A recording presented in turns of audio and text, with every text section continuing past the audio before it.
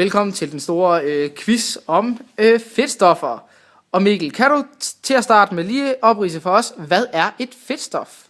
Et fedtstof. Der findes to forskellige slags fedtstoffer. Der er animalske, som kommer fra dyrene og sådan noget, og så er der vegetabilske.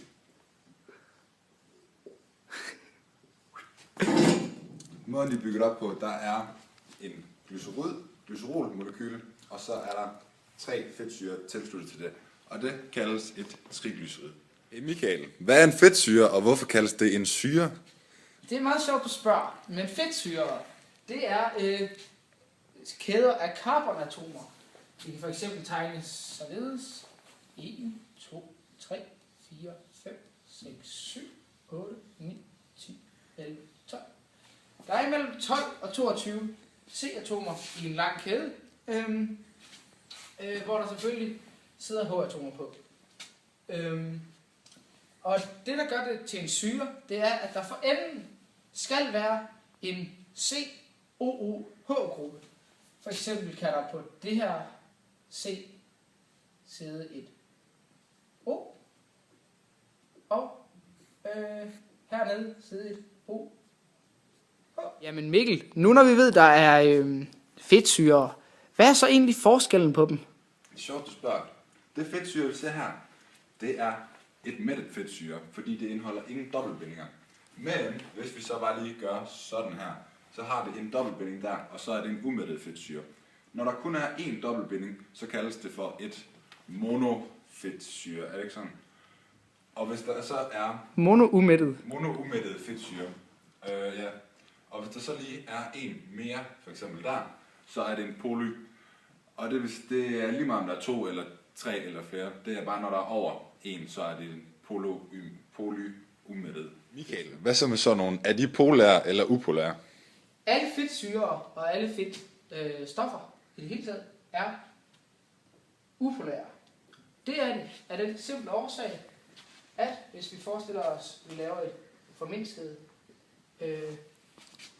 bare med 3 eller 4, vi gør lige til 5, 6, 7, 8, 9, 10, og så har vi et dobbeltbinding til et O, og en enkeltbinding til en OH-gruppe. På den. Ud fra dem her, der sidder der H-bindinger på dem alle sammen. Og her på den sidste sidder der selvfølgelig 3. Så oktantreglen gælder for alle C'erne, at de får 8 elektroner i yderste skal. Men så er det alt sammen et spørgsmål om elektronegativitet. Det er skrevet op her. Det er elektronegativitetsværdierne for de enkelte atomer. Imellem et C og et C, der er elektronegativitetsforskellen 0, fordi de begge to trækker 2,5 i de yderste i elektronerne, de deler. Så den er upolær, når det er et CC-binding. C er lige med upolær. Imellem H og C, der er der 0,4, hvilket er under en halv. Og når forskel elektronegativitet er under en halv, så er det også en upolær. Så imellem C og H, det er lige med også upolær. Så alle de bindinger, der er her, der er 4 bindinger på hver C, de er alle upolære. Undtagen herover. Her har vi et O og et C, der sidder sammen. Et O har 3,5, et C har 1. Forskellen elektronegativitet er derfor 1, så imellem et O og et C, der er lige med en polær binding. Og på samme måde er der hernede, så der er 1, 2, 3 upolære her. 3. Og imellem O og H, der er der egentlig også, man skriver den ikke, men der er en streg imellem, eller en binding imellem.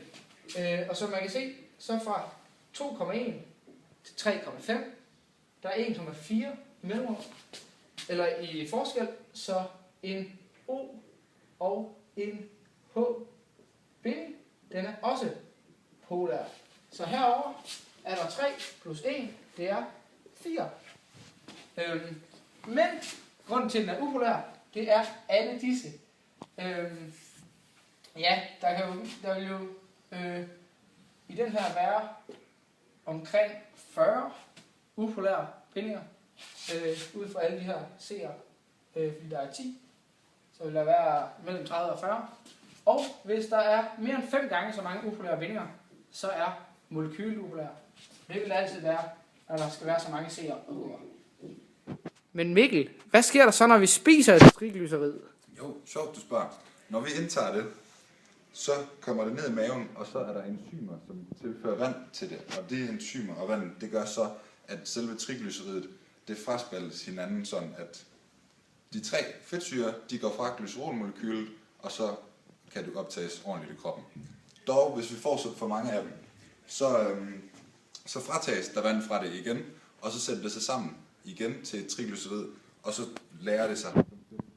Michael, sundhedsmæssigt, er der så nogle forskelle på mættede og umættede fedtstoffer? Det er der faktisk.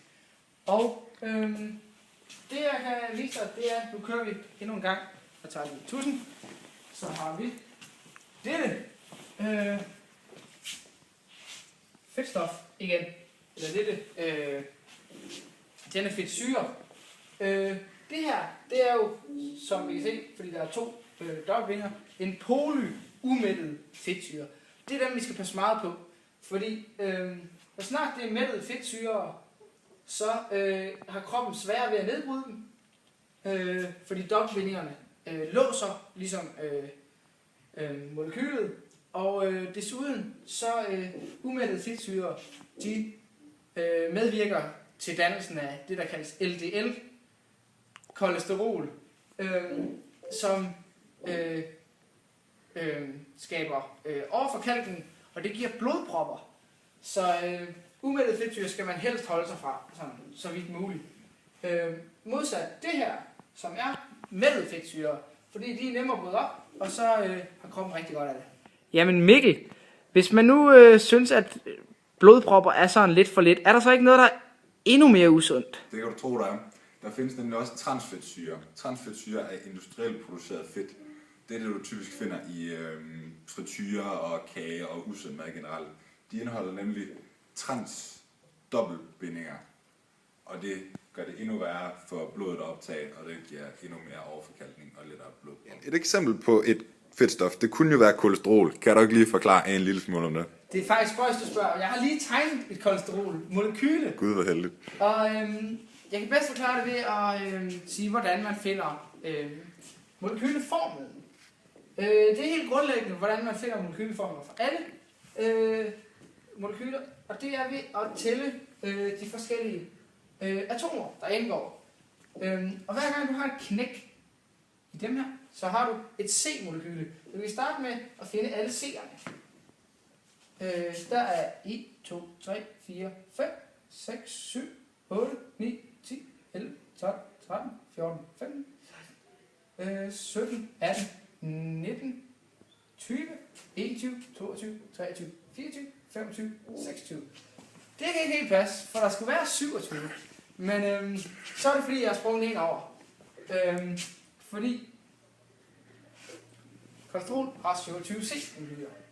På samme måde kan man finde H-molekylerne ved, for eksempel når der står CH2, så ved man, at der er 2 H'er, fordi de små tal altid knytter sig til det atom, der står lige til venstre for.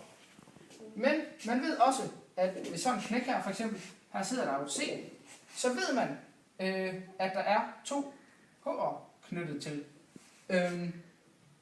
Fordi at oktetreglen, den skal opfyldes.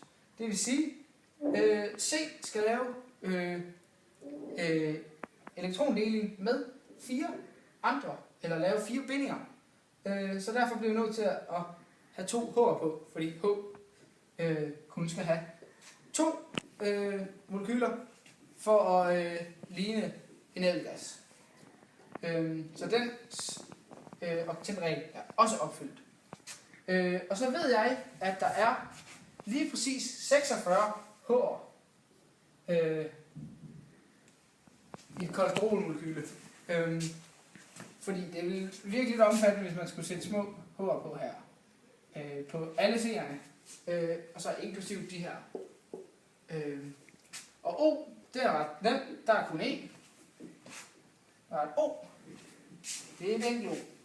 Men så molarmassen, som ligesom er vægten på molekyl, det finder man så ved det periodiske system at finde vægten af hver enkelt grundstof. Gange det op på, hvor mange der er i molekyl, og derefter lægge det hele sammen. Så hvis C har en eller anden vægt, så ganger man det med 27, så er det C's vægt gange 27 plus H's vægt gange 46 plus et enkelt O, så det skriver man bare O. Det er måden er lige med store M, som er molarmassen. Men når vi så forbrænder fedt i kroppen, hvad er det så, der sker? Så skal vi have foretaget en fuldstændig forbrænding. Og hvis der skal være en fuldstændig forbrænding, så skal der kun komme CO2 og H2 ud af. Altså vand og CO2, ja. Her har vi så opskaleret den her, men den skal lige afstemmes først. Vi kan se her, der er 16 H-atomer derovre. Herovre, der er der den der gange 2, så 2 gange 8, det giver 16, og så har vi den der. Og så har vi en masse 10 C'er her. Eller vi har 10 C'er hernede. Så skal vi have 10 C'er herovre, så vi skriver bare lige 10 her. Og så stemmer det også overens. Så har vi en masse O2, eller O herovre, som også lige skal afstemmes, fordi der er for mange der og der. Så det gør vi ved bare lige at sætte et 13 her, og så er den afstemt. Har det noget at gøre med, at der skal være lige mange atomer på hver side af pilen? Lige præcis det, lige det, jeg tænkte på. Glimrende! Tak for det, Mikkel. Michael, hvor meget CO2 og vand kommer der egentlig ud af sådan en forbrænding der? Det kan man se, hvis man laver sådan et skema her, hvor vi siger, at hvis vi for eksempel brænder 10 gram af det her fedtstof af, så skal man først finde molarmassen. Det er det, jeg har forklaret tidligere, ved at finde alle atomvægterne for de enkelte atomer, der indgår i molekylet, og lægge dem sammen. Så skal vi dividere, hvor meget vi har med, eller hvor mange gram vi har med, hvad atomvægten er. Og så får vi et antal angivet i mol. Det antal i mol skal vi så have ganget ud på de forskellige andre, det der bliver, altså de to reaktanter, så skal vi have ganget det ud på produkterne. Og når vi ved, der er et af de her fedtstofmolekyler, der skal til, at man får 10 CO2, derfor skal det her antal af mol ganges med 10 herover, fordi man hver gang man har en af dem, så har man 10 af dem. På samme måde skal vi gange det her tal med 8, for at finde ud af, hvor meget vand det er. Når vi så har fundet ud af, hvor mange mol CO2 og hvor mange mol H2O vi har, så skal vi gange antallet af mol med hvor meget med molarmassen, altså hvor meget hver enkelt molekyle vejer. Og så kan man finde ud af, hvor meget det vejer i gram. Og det er det, der er gjort her. Og så er vi kommet frem til, at der er godt 26 gram CO2 og cirka 8,5 gram H2O, der kommer ud af den her fuldstændige forbrænding, hvor der er brugt 10 gram fedt og omkring 25 gram ilt.